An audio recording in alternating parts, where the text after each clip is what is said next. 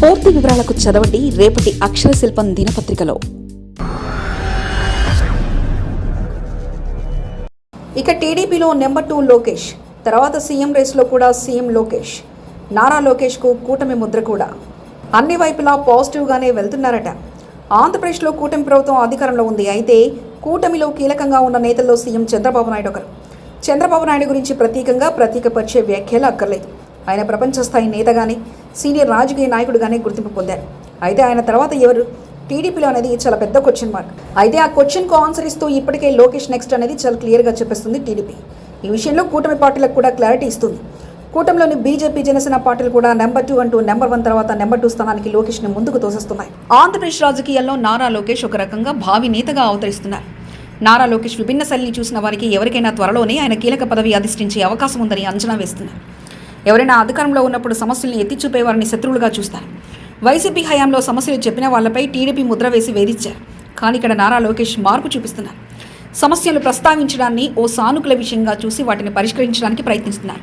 ఈ కోణంలో మాన్యంలో సమస్యలపై జాతీయ మీడియా కథనాలు వచ్చినా, గుంటూరులో డ్రైనేజీ సమస్య గురించి ఓ మహిళ చెప్పినా, ఉద్దేశపూర్వకంగా చేశారని తెలిసినా, మధ్యాహ్న భోజన అంశంపై ఓ వీడియోలో విద్యార్థుల ఆగ్రహం గురించి తెలిసినా ఆయన చాలా పాజిటివ్గా స్పందించారు.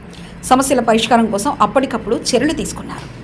సాధారణంగా అధికారంలో ఉన్నవారు తమ వైఫల్యాన్ని ఎత్తి చూపేవారని రాజకీయ శత్రువులుగా చూస్తుంటారు. కానీ ఇప్పుడు నారా లోకేష్ దానికి విభిన్నంగా వ్యవహరిస్తున్నారు. తన వద్దకు వచ్చే విమర్శలను, సోషల్ మీడియాలో వచ్చే ఫిర్యాదులను ఆయన ఒక ఫీడ్బ్యాక్గా స్వీకరిస్తున్నారు. సమస్య ఎక్కడ ఉన్నా, అది ఎవరు చెప్పినా దాని వెనక రాజకీయం ఉందా లేదా అని చూడకుండా పరిష్కారం వైపే అడుగులు వేస్తున్నారు.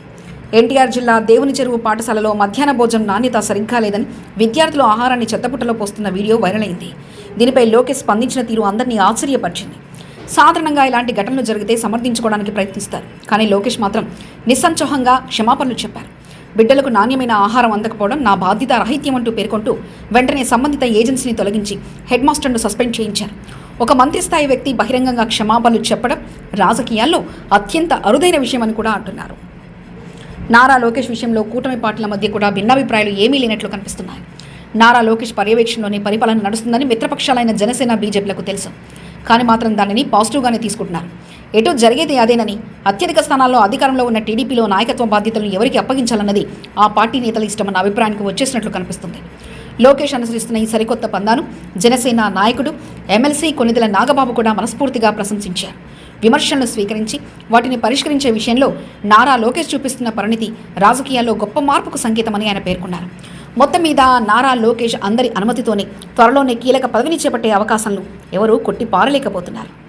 రాజకీయాల్లో ఎప్పుడు ఏం జరుగుతుందనేది ఎవరూ చెప్పలేరు. ముఖ్యంగా తర్వాత రోజుని, తర్వాత క్షణాన్ని కూడా ఏ పరిస్థితుల్లో ఎవరు నమ్ముతారనేది లేని స్థితిలో చాలామంది ఉన్నారు. ఎందుకంటే అది రాజకీయం కాబట్టి.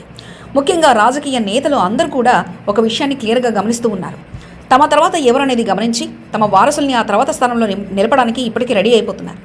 ఆంధ్రప్రదేశ్ రాష్ట్ర వ్యాప్తంగా ఒక ఎమ్మెల్యే అంటే సీనియర్ ఎమ్మెల్యే, మంత్రిగా ఇదివరకు పనిచేసిన రాజకీయ వ్యక్తులు కూడా తమ వారసులనే రంగంలోకి ప్రవేశం చేస్తున్నారు. అలాంటప్పుడు నారా చంద్రబాబు లాంటి నేత ఇప్పుడు ఈ సందర్భంలో లోకేష్ని ఇలా పరిచయం చేయడంలో పెద్ద అంత ఆశ్చర్యం ఏం లేదు. ఏది ఏమైనా ఆంధ్రప్రదేశ్లో నెక్స్ట్ లోకేష్ మాత్రమే సీఎంగా ఉంటారు.